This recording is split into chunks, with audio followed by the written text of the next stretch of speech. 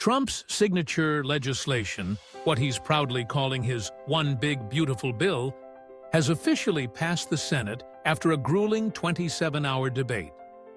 And now, you're probably wondering, what does this actually mean for you? Is it a win, a loss, or just plain confusing? Well, the answer is a little bit of all three. And what's inside might genuinely surprise you, especially if you're a senior on Medicaid, have kids, or rely on tips to get by. So stick around because understanding what's packed into this bill could change how you navigate the rest of this year, and maybe even the next 10. Before we dive into the details, I want to hear from you in the comments. What part of this bill are you most concerned about? Taxes, healthcare, something else? Let me know. And if you're finding value in this kind of straight-shooting breakdown, don't forget to hit that subscribe button so you're in the loop next time. All right, let's break it down. The Senate just approved a sweeping tax and spending package crafted by President Trump, his marquee piece of legislation this term. Nicknamed One Big Beautiful Bill. And frankly, it lives up to the name in terms of size, over 900 pages, and scope. There's something inside for just about everyone, depending on your situation. Whether that's good or bad. Well, let's get into it. We'll start with what it means for working Americans, because that's drawing a lot of focus. If you work in service, think restaurants, salons, hotels, there's a major new tax break for you. Tip income up to $25,000 can now be deducted from your taxable income. That's a game changer for people pulling double shifts, only to watch taxes chew through their earnings. However, there is a cap. If you're an individual earning over $150,000 or a couple earning more than $300,000, that benefit gradually phases out. In short, this deduction is clearly aimed at low and middle-income workers. There's also a fresh tax deduction for overtime pay. If you're putting in those extra hours, you can now deduct more of that income too. That's been on workers' wish lists for years, especially now, with inflation stretching every dollar further. Seniors, listen up. There's something for you too. If you're 65 or older, you may now qualify for a $6,000 bonus deduction. That's an increase from the $4,000 originally floated in the House version. This benefit begins to taper off for individuals making more than $75,000 and couples earning over $150,000. Still, for those living on a fixed income, that extra breathing room matters. Now let's talk about kids. If your child is born between 2024 and 2028, they'll automatically receive what's being called a Trump account. It's a government-funded savings account seeded with $1,000, designed to grow in an index fund over time. It's not money you can tap into now, but it's a meaningful head start, especially for families who've never had the resources to open a 529 or investment account. No application required. It's built in. A lot of folks have also asked about car loans. This bill includes a deduction for interest paid on auto loans, but only if the vehicle was assembled in the U.S.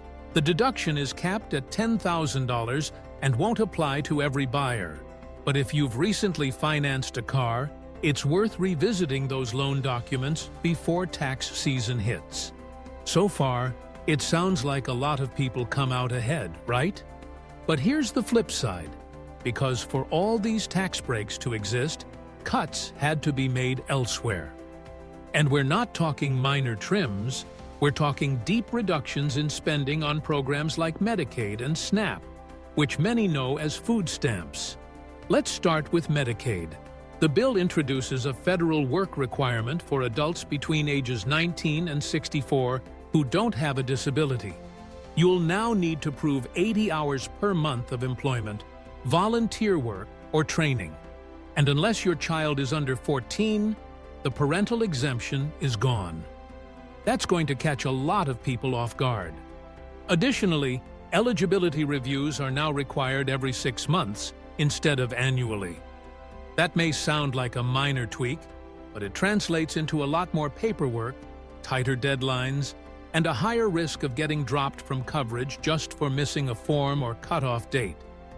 Altogether, the Congressional Budget Office projects nearly 8 million people will lose their Medicaid coverage by 2034. And SNAP? It's undergoing similar changes. Work requirements are expanding here too. But there's a new twist. If a state is flagged for having a high error rate in how it administers SNAP benefits, it'll be required to cover part of the cost itself. That shift will hit poorer states especially hard. And for around 600,000 low-income families, monthly food aid could shrink by roughly $100. So the theme becomes clear. The bill giveth, with tax cuts and deductions, but it also taketh away by pulling back government support for low-income families. Depending on your personal situation, you might see some relief come tax time, but also face new burdens when it comes to healthcare or food assistance. Now, let's shift gears to energy policy, because this part is creating quite a stir. Most of the clean energy tax credits introduced during the Biden administration are being eliminated or allowed to expire. That includes incentives for electric vehicles, solar panels, heat pumps, basically all those green upgrade items you see in ads. They're out. What's replacing them? New tax breaks for traditional fossil fuel industries, coal, oil, and gas. Excise taxes on fossil fuels are being removed, and new credits are being rolled out specifically for coal production in U.S.-based facilities. If you live in energy-heavy states like Texas or West Virginia, that may sound like a return to stability. But for clean energy companies, many of which had already planned expansions based on previous credits, it's a serious blow. And here's a surprise. The bill even makes room for space policy. Yes, space. There's $10 billion allocated for planning a mission to Mars. Another $325 million will go towards safely deorbiting the International Space Station. And $85 million is being used to relocate the space shuttle from Virginia to Texas, a move that's drawn some humorous commentary online. But space exploration is just one piece of a much larger defense budget included in this bill. That budget also calls for $29 billion for shipbuilding and $25 billion for missile defense. And when it comes to immigration, spending is ramping up big time. The bill allocates $46.5 billion to expand the border wall and install advanced surveillance systems. Another $45 billion will go toward expanding detention centers, and $30 billion is earmarked to hire and train new IC agents. There's also a new $100 application fee for asylum seekers. So while the media spotlight is on the tax cuts, there's also a massive investment here in military operations and immigration enforcement, shedding light on where this administration's priorities lie. Now, let's talk cost, because this is where a lot of folks do a double take. According to the Congressional Budget Office, this legislation is projected to add $3.3 trillion to the national deficit over the next decade. And when you factor in interest payments and long-term extensions of certain provisions, the real total could be closer to $5.3 trillion. Supporters argue it's worth the price tag, an investment in national security, energy independence, and future growth. Critics, however, call it a lopsided wealth transfer, taking support away from the vulnerable and handing tax benefits to the wealthy. And the numbers back that up. Households earning over $217,000 a year are expected to receive the largest tax breaks, averaging about $12,500 annually. Meanwhile, those earning less than $35,000 will see only around $150. That's a big disparity. And while it might be uncomfortable to hear, it's crucial information if you want to prepare for what lies ahead. One last thing before we wrap up. The process isn't over just yet. The House still needs to approve the Senate's version. If they pass it without making changes, the bill will head directly to President Trump's desk, potentially before the 4th of July.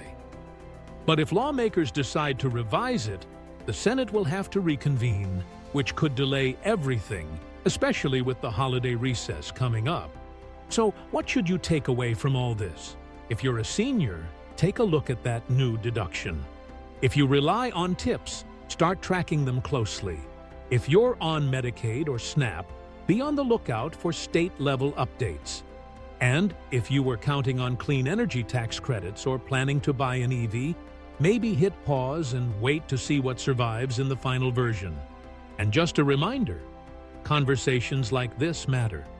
A lot of people have no idea how this bill could affect them. So share this video with someone who might benefit. And if you've still got questions, leave a comment below and let's walk through it together. Thanks for sticking with me. I know this stuff can get complicated, but the fact that you're here taking the time to stay informed, that's what really counts. See you in the next one.